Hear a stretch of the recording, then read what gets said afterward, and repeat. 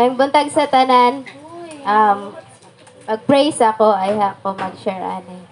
Ang ako dahil i-share karon about siya ka ng mature adult sonship. So, dere na puntaan eh. Maturity adult sonship. Ano nga, in-nurture yun ta sa pulong sa Ginoo every day. Pag isa tong nato always sa kanabitang mag-apilan og kada Lunes, Martes to Bernice, natay internship. So, kanang nurture gyud ta sa pulong sa Ginoo every day. Wala gi pagkuan, pag-undang bitaw sa pulong sa Ginoo. So, pero praise the Lord tungod kay every day ta nga ginurture sa pulong sa Ginoo. Aron may mo gyud tang mature diha sa tubangan sa Ginoo. Hallelujah. Kay gusto ni Lord nga representa nga mga mature, dili katong mga infants nga baby pa. So, pero kana everyday kay kanunay man gyud ta no, kada Sunday nga kanunay ta makakaon og mga gahi nga mga pulong bitaw. So, na-digest na ba to? Pero praise the Lord tungod kay hatag-hatag grace ni Lord nga mag-usap ana. Nga dili ta maimpat so igsuon. Ako na lang everyday.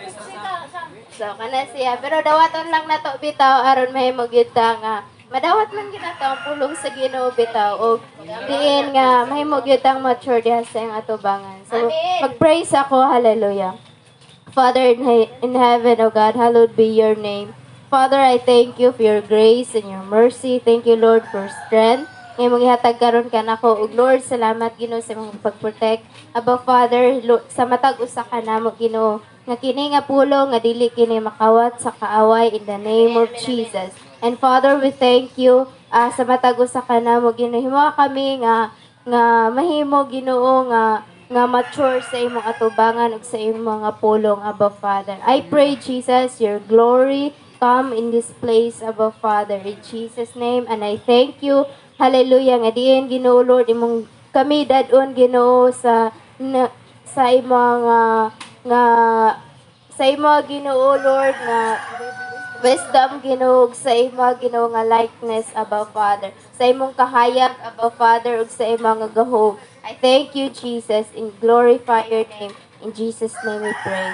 Amen. Hallelujah. So, hallelujah. Andam na bang tanan? Andam. Amen. Sige.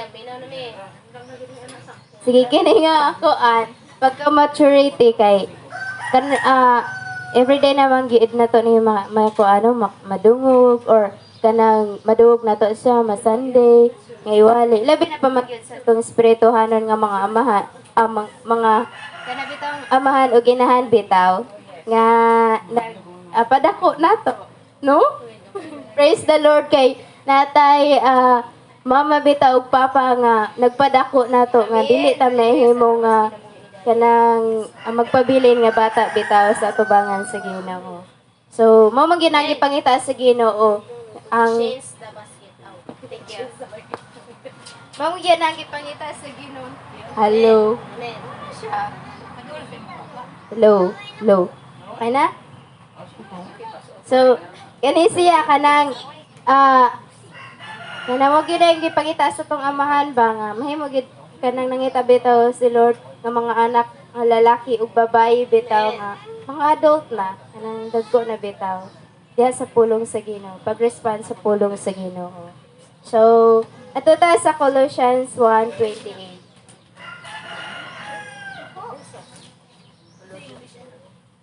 Colossians. 1:28.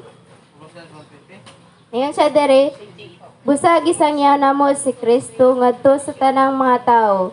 Gipahimangnuan ug gitudloan namo ang tanan ginamit ang tanan namong kaalam aron sa pagdala sa tagsa-tagsa ngadto sa Dios ingon nga hingkod nga naiusa kang Kristo. Hallelujah. So dere nato makita ba nga kanang gusto ni Lord nga mahimo ta nga ma-representar bitaw diha sa Ginoo bitaw sa matag usa nato nga dadon ta diha sa Ginoo nga mga mature nga kanang hinuwi mo unta nga manurture ta diha sa pulong sa Ginoo nga full grown, complete and perfect in Christ the anointed one. So makita na to ba nga gusto ni Lord nga kitang tanan mahimo kitang mature sa iya. Kay kun dili sa masayang gingon ba ni kanang saya nga pulong bitaw nga ningon siya nga pag naay mga balot nga mga gisa to, kita po, mukuyog po ta. Malumos noon ta. So, bisa na sa tapad, kung dili ta ka nang mahimong mature, kung dili ta full bitaw nga mahimong complete diha sa Ginoo. Atong kaning atong emotion kay mo'y mudala sa ato. Kung nasa padul banda ato ang emotion dito po ta, di ba? So, kana siya nga kanang kung dili ta ma-complete diha sa Ginoo mo gini ang padulngan.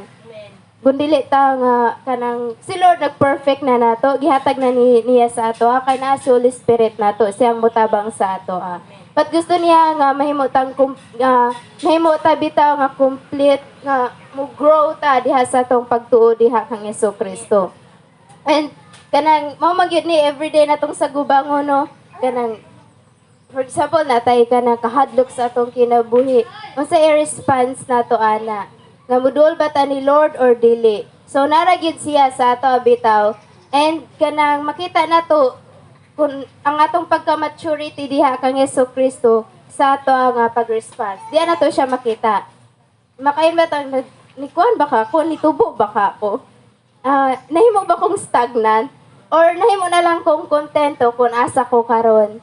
And maura po, ginapangutanan ako sa kong gagalingon. Nahimo ba kong constantly nga ni-grow? Or nahimo na lang ba ko nga kontento kung asa ko karon sa akong pagka-Kristohanon? Kay, ang Kristohanon sa masayang gingon ba, iyang gingon bitaw sa, atong gingon niya bitaw, fruit of the Spirit. Kay everyday to siya nimo kanabitang, dili siya kanabitang bunga ngayon mo lang kabuton ba nga, makuha na dayon nimo dili. But everyday nimo siya, kanabitang ma-work nimo siya, o sa mga ginahuna-una nimo, kay for example, no, peace. Nasa imo ang kagubot sa imong mga panghuna-una, unya gusto lang yung ka nga, gubot lang yung kudirilo, oy lang yung kudiring dapita, unsa na kudiring dapita. But mo, ato ka sa peace. Imo to siya nga, kuhaon. Dili siya kanang constantly nga, kuhaon dayon ni mo bitaw siya. But process siya nga pagka-fruit nga gihatag sa Ginoo sa balaang espiritu. Like Paul said, this is a picture of maturity. 1 Corinthians 13:11. Ay, sorry.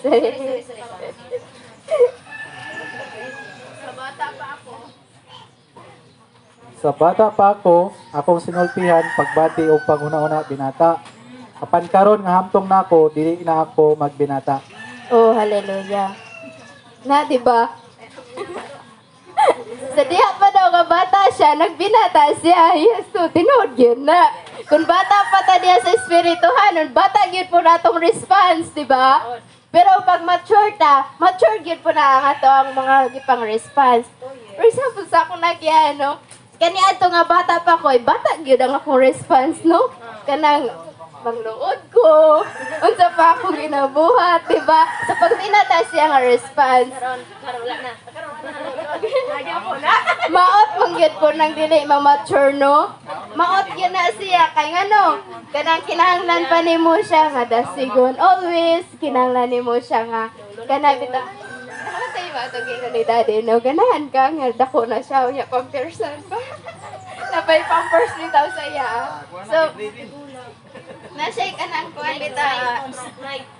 Nasay ka ng, nanagyod say ka ng kuwan, So, so kana siya. Pero, kani, tagahanta ni Lord o kanang kusog bitaw nga mahimot ang mature. Iha sa iya. So, every response na to, magpaila siya nga kita mature o dili. So, sa matag sitwasyon sa ato ang kinabuhi, yun sa nato na siya pag-response. Kay, magpaila yun siya nga, mature ba ta o dili. Kay, everyday siya kanang, for example, nakay kasuko sa imong isig ka tao, sa response ni mo, ana, or nakay kanang kalagot bitaw, anong ingani ko, ani, So, mudol ba ka ni Lord o mudol ka sa tao? So, kana siya nga, or imo lang siyang kapigan sa imong kasing-kasing. Pero si Lord, ganahan siya nga kanang kanang matagusan na to, lahi-lahi tag mga response bitaw. Pero magpaila na siya nga, mature bata na. Nga atong mapagtuo diha sa Ginoo. Kaya nga atong pagtuo diha sa pulong sa Ginoo, kanang ilubanan gyud na siya sa buhat. Kay kung wala na siya, kung dili po ta magpa-research ni Lord, unsa na siya kay kanang kung wala gyud tay mabuhat, kung dili kanang maglumlom anak nga kasakit or kanang ato bitaw ginatugutan lang sa atong kaugalingon. And kana mo na ang picture sa maturity nga karon kay dili naman ta mga bata so magkaon na tag mga gahi, no? Di ba? So kana siya kanang ihatag na ni Lord sa ato, ihatag ni Lord ang mga gahi nga pulong niadto ra gyud nga nakasabot ani nga pulong o kanabitang iya na bitang makaon na bitaw niya kay pagdili siya kanabitang kay di ba ang bata dili gyud na siya mukaon og mga gahi, no? Mukaon gyud na siya katong mga kuan kanabitang mga gahi na ba. Kay dagko naman tag mga hipon. Bitaw, no? Pero sa espirituhan ato ning ma-apply bitaw everyday kay diha man gyud po ta mahimong mature sa diha nga kanang ang pulong sa Ginoo atong ginakaon. Everyday na atong ginakaon. Dayon in Romans 8:14. Ang kanang gimanduan sa Espiritu sa Dios, mga anak sa Dios. Hallelujah. Thank you, Lord. So, tungod kay kanang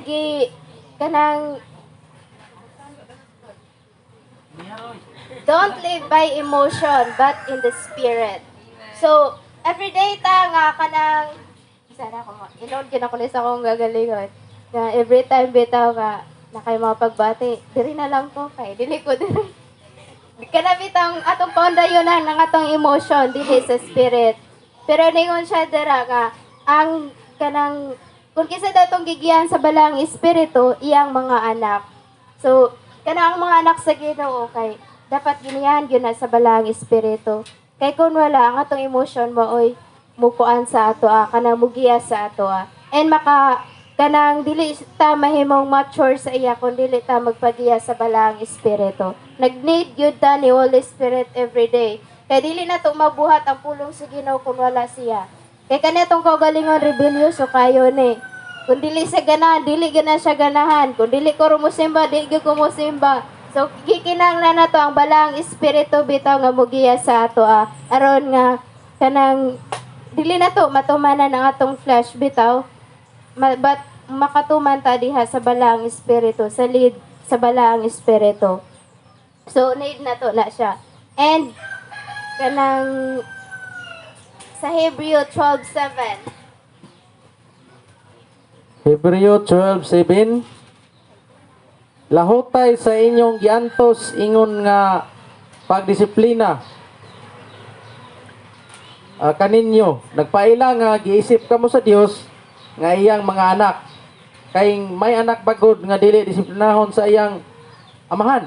Hallelujah. Accept the training from the Father. He's correct and nga mudisiplina gyud siya sa ato. Kanang kung ato nang siyang i-accept bitaw atong dawaton ang mga training nga gihatag sa atong amahan sa ato ilabi na pamandit ang pagtudlo bitaw sa pulong sa Ginoo sa ato kanang i-accept na to na ang ma-correct ang madisiplina sa ato kay usa siya nga mahimo tang mature sa iya kay dili man niya ta magiyahan o dili ta niya magiyahan sa pagka-mature kung dili ta mahimo bitaw nga kanang dili ta magpa-correct sa iya o magpa-disiplina sa iya kay siya man ang amahan nga mudisiplina sa ato. So ang usa ka man diri sa kalibutan kay mudisiplina gyud na. Dili gyud bitaw niya kanang dili niya baligwalaon ba but giyahan ta niya ug disiplinahon ta niya. Ang iyang pagdisiplina dili siya harm aron lang mapalayo ta sa iya but pagdisiplina siya aron moduol ta balik sa iyang atubangan. Nga diin bitaw nga ang iyang pagdisiplina kay kanang dili ta makahuna-una ba nga mulayas na lang ko diring balaya. Ay kanato ba atong mapanghuna-una kanato kay pagdisiplinahon ta mulayas ta sa balay. Pero kani pagdisiplina sa Ginoo dadon ta balik diha sa tiilan sa Ginoo aron nga ikorekta niya aron mabalik ta sa iya. So dili siya pagkanabitang para palayason ta diha kang Kristo. But disiplina, correction, and training siya para muduol ta balik sa tubangan sa Ginoo. Aron ta mahimong hamtong diha sa iya. So dili kaning iya nga pulong bitaw. Mo ni ang way nga mahimo tang disiplinado sa atong paglakaw uban sa iya. Kay ang atong ang pagdisiplina sa ato like journey man sa ato kada bitang disiplinahon ta mura siya journey ba nga everyday nimo siya ginalikangan nga for example kaning fasting dili man ni siya kanang isa lang ka adlaw kay wala na dayon kanang human na dayon dili siya but everyday lifestyle siya nga pagbuhat so inga na siya ang pagdisiplina sa ato sa Ginoo. So lahi-lahi man ta ginadisiplina, lahi-lahi man ang way nga gipabuhat ni Lord sa ato pero si Holy Spirit mo guide sa ato Kaya ang promise ato, nagyod ang yang promise nga dili gyud ta niya biyaan o talikdan bitaw sa atong journey nga kauban sa iya. So dili lang ta mag unsay kanang gusto ni Lord nga ipabuhat sa ato, dili lang nato siya pakyason ba. Unsay gusto niya nga mahimot ang disiplinado bitaw siya, dili lang nato siya pakyason. Kay gugma man siya. Gugma man ang iyang pagdisiplina sa ato Hallelujah. So inga na gyud ang atong amahan. Kaya nang dili gyud ta niya biyaan bitaw nga mga magpabiling bata. But gihanta niya nga mahimo ta nga hamtong sa iya. O kana siya. Praise the Lord. Natunga na ang atong amahan nga mugiya sa ato Sige.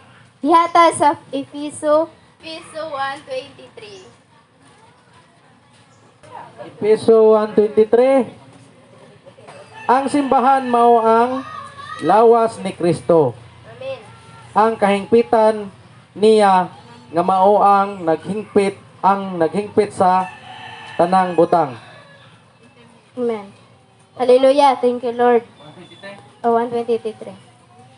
So, kana siya kanang atong igugmaon bitaw ang pagka-fullness ni Kristo sa ato kay sa diha nga gidawat nato si Jesus Christ kay ang iyang pagka-fullness gihatag niya sa ato So dili gyud nato na siya kanabitang mabaligwala but gihatag na niya sa ato mo na nga higugmaon nato ang iyang pagka-fullness bitaw sa ato full stature of God kay kanang kung dili nato siya embrace bitaw sa atong daily nga pagkinabuhi kay kanang madala ta sa atong kaugalingon.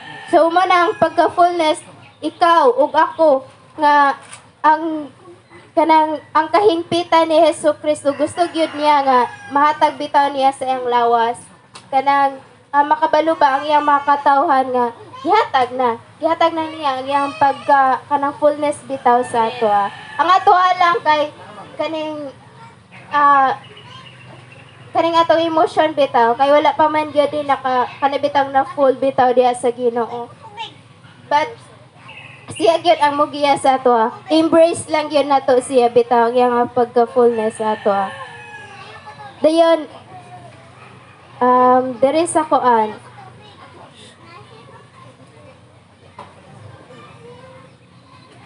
diha ko sa 13 ako'y basaan Ug mausab kini ang midangat kanyo sa pagkadungog ninyo sa matuod nga mensahe sa mayong balita nga nakahatag kanyo kaluwasan. Nituo kamo kang Kristo busag ipatikan kamo sa Dios pinaagi sa paghatag kanyo sa Espiritu Santo. Iyang gisad timaan nga kamo iyana. So sa 14 ang Espiritu ang pagsalig nga madawat gayud nato gisaad sa Dios hangtod nga madawat nato ang hingpit nga kagawasan. Daygon ta ang iyang himaya. Hallelujah.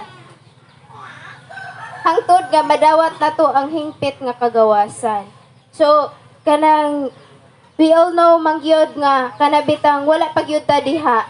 Nakabalot ang tanan nga wala pagyud ta diha. Pero si Lord nagsaad gyud siya ngangyang balang is gisaad gyud niya bitaw ni ngangyang balang espiritu mo'y maghatag nato bitaw mo'y pasalig niya ba nga ihatag nako ning balang espiritu aron mo giya nato nga kanang bitaw makadawata sa hingpit nga kagawasan bitaw nga mo si Jesu Kristo.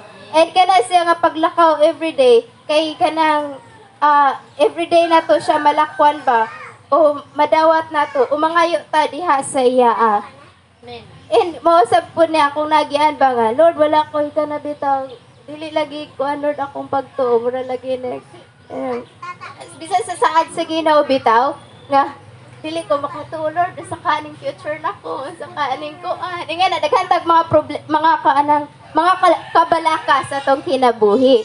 Pero si Lord, ingon siya diri ang iyang saad nga gihatag niya mao ang balang espiritu, may maghingpit nato diha kaniya.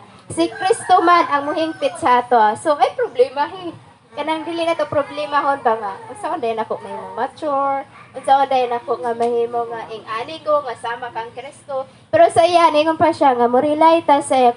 Ningon siya sa pulong bitaw New Testament. Ningon siya nga kung kinsa tong magpabilin sa iya, siya po magpabilin sa ato nga mo remain bitaw ta sa iya, magpabilin ta sa iya. Kay siya man ang muhingpit sa ato So kana siya, bisan asa ta padulong o mugawas man ta anong lugar or bisan asa ta padulong. Si Lord kay sa diha nga magpabilin ta sa iya, si Lord ang maghingpit sa ato nga sama kang Hesus Kristo.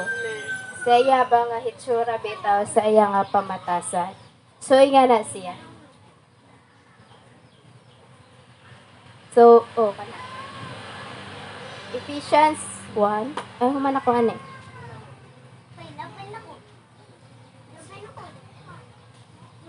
So kung balik ko na to tong sa 23 kay siya gyud mo oy kanang kahingpitan bitaw ni ining tanan. So mosalig ta sa iya kay siya man ang maghingpit sa ato. Amen. Oh, sana ba malimutan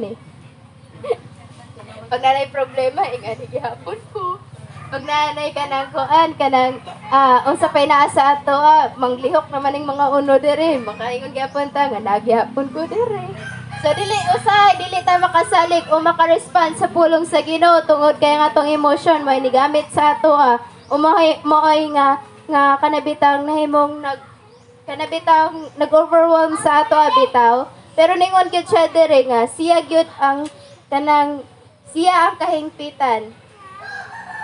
Kay ningon siya diri ang kahingpitan niya nga mao ang naghingpit sa tanang butang. So si Lord kay kanang ato ning hinumduman bitaw everyday sa ato ang pagkinabuhi. Kasi Lord gyud ang muhingpit sa ato. Amen. Amen. Hallelujah. So dirita sa kuan sa Galatians 4 verse 6 to 7. Aron sa pagpaila nga kamo iyang mga anak ipadala sa Dios ang espiritu sa iyang anak nganhes sa atong kasing-kasing. Amen. Ang espiritu nga nagtuaw, amahan ko 7 busa dili na kamo ulipon kundi anak na og tungod kay kamo iya nang anak ang Dios maghatag kaninyo tatanan nga anaa kaniya. Hallelujah. Thank you, Lord.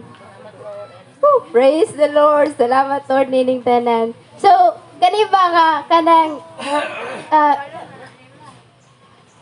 tungod kay ikaw iyang anak, gihatag niya ang espiritu sa ato aron maghimo nato og hingpit sa iya. Ang tanan nga anaa kaniya gihatag niya sa ato. So kani ba nga kanang nindot kini nga pulong no? Kanang giilatan niya nga iyang mga anak. Amen. Oh yes. Kani ato kay mga kuan raman tano. Mga gilitan niya mga anak. Pero karon giilatan niya nga anak. Ningon siya kaniadto nga wala ko giila kaniadto ang wala niya giila kaniadto karon giilanin niya nga iyang mga anak. So kani mo sa nga iyang gipadala ang iyang anak bitaw sa ato Gipadala niya ang iyang anak bitaw sa ato tungod kay kanang giilaman ta niya. Gilatan niya nga iyang mga anak. And dili na to nabaligwal, dili na to siya kana bitaw baligwalaon ba kay tungod isip kita niya nga mga anak. Mana nga wala gyud siya kanabitaw nga kun ang papa imo ila sa iyang anak. Aw kanabitaw ilho niya nga kanang kun ang papa kay nakaila sa iyang anak bitaw. Kanang dili gyud na siya magduha-duha og hatag bitaw. Dili siya magduha-duha og salig sa iyang anak. Tungod kay nakasalig siya. Kay nabagoy amahan nga kanang musalig sa tanga dili niya anak. Nabagoy amahan nga kanang musalig sa ubang anak bitaw. Then kung hunaw na to ang amahan, kaya ningon man siya sa iyang pulong, no? Ang tanan nahilayo sa presensya sa Ginoo. Nahilayo diha sa Ginoo. So dili gyud ta niya mga anak kaniya to. Diba? Pero sa diha nga nagpalansang siya sa krus, gihatag niya ang iyang anak para sa ato. Mao na dayon nga na-adapt na to bitaw ang pagka anak bitaw sa iya. Kanang na-adapt ba na to ba? Gihatag na niya nga free bitaw sa ato. Nag-iilatan niya nga mga anak. Okay. And kanang nakasalig sad siya sa iyang anak, nisalig siya. Iyang ipadala ang balang espiritu sa ato. Tungod kay nisalig siya sa iyang anak. So, inga na ang atong amahan. Kabisan dili pa karon niya makita, hindi man niya saligan. Wala siya karabitaw, wala siya gilantaw ba nga. Di man siya masaligan, dili na ko ni ipadala sa iya. Di na ko ni ihatag sa iya. Pero lingon ba siya sa iyang pulong sa diha nakailata sa iya, gidawat na to siya. Ang balang espiritu iyang gipadala sa ato. Iyang gihatag sa to, naakaroon sa ato nga matag kinabuhi. So, dili na siya kanang si Lord, si Holy Spirit, kay sampiton lang na to siya, naagyod siya. Kanang wala siya bitaw pagka kanang dili siya mapulan. Praise the Lord kay natay balang espiritu bitaw nga dili siya mapulan. Nga pag mapakyasta or kanang dili pa ta mature sa iya. Pero si Lord naghulat lang gyapon nga buduol ta sa iya. And kani there is a Romans 8. Kani nga balang espiritu kay dili ni magdala na to aron ta mas lay bitaw but magdala na to ni nga kanang magdala na to kanang sa kalinaw bitaw. Romans 8:14 to 15. Romans 8 verse 14 to 15 to ang tanang gimanduan sa Espiritu sa Dios, mga anak sa Dios. Sa 15, kay ang Espiritu nga gihatag sa Dios kaninyo, dili pag-ulipon kaninyo, kamo mahadlok ang maong Espiritu maghimo hinuon kaninyo nga mga anak sa Dios. Tungod diini makasangpit na kita sa Dios pinaagi sa pag-ingon. Amahan ko. Amen. Hallelujah. Ambak diha sa kuan. Pambaka. Diha sa 23. 23. 23. Apan dili kay ang kabuhatan lang ang mag-agulo kundi lakip kita nga nagbaton na sa espiritu ingon nga unang gasa sa Dios. Nag-agulo kita samtang nagpaabot kon kanusa sa gupa nga mga anak sa Dios o luwasa sa hingpit. Hallelujah. Hallelujah. Thank you, Lord. So, kanay siya, makita na to ba, nga kini nga balang espiritu, kanang, ang tibuok kalibutan, kay nag-need yun o balang espiritu. Kaya ang balang espiritu, mao man siya kinabuhi bitaw, tinuod nga kinabuhi ba, nga diin dadunta sa diha kang Yesu Kristo. Na magkinabuhi bitaw ang tao diha sa pagkaputli ug paggabalaan. Kay kung wala ang balang espiritu diha sa kasimbahan, ang simbahan ugagyod. So, kanay siya ba nga, ningon siya diri sa 23 kay ang kabuhatan kay nag-agulo. Naghilak ba mura bitag kanang dili di kun ang tao pa nga mga anak ay dili mo masabot na unsa siya, unsa gibati niya. Pero siguro I think kanang ang mga mama diri nakagian nga kada bitaw magbati, mag-agulo bitaw. So inga na ang kalibutan, inga na ang kabuhatan nga nag-agulo bitaw. And kanang gusto niya nga kanang magpatubo og mga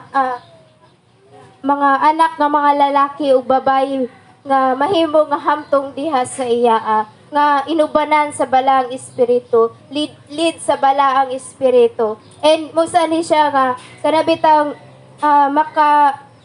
kasadiha nga ang balaang espiritu nga magpuyo o kauban bitaw sa mga katawhan kay wala gi kanabitang walay kasakit ba nga mahitabo bitaw o walay kanang kamo ni ang kalibutan karon nga nay mga ginasakit, nay mga kanabitaw kanang di na to kunhon atong lantawon kay dili ta makasabot na unsa na ang kalibutan. Pero nagnid ta sa balaang espiritu, need ang kalibutan sa balaang espiritu, need ang katawhan sa balaang espiritu, nagnid ang katawhan ni ana. Tungod kay kaning balaang espiritu mo may maghatag og kinabuhi sa tanang katawhan.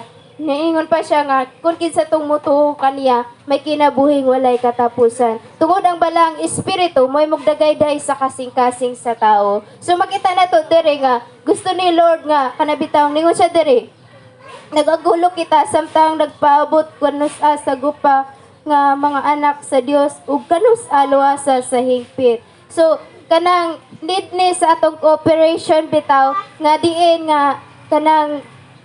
diin nga magpatubo ta og mga daghan nga mga anak bitaw sa Ginoo bitaw aron nga malukop ang kanabitaw ang kalibutan sa iyang himaya.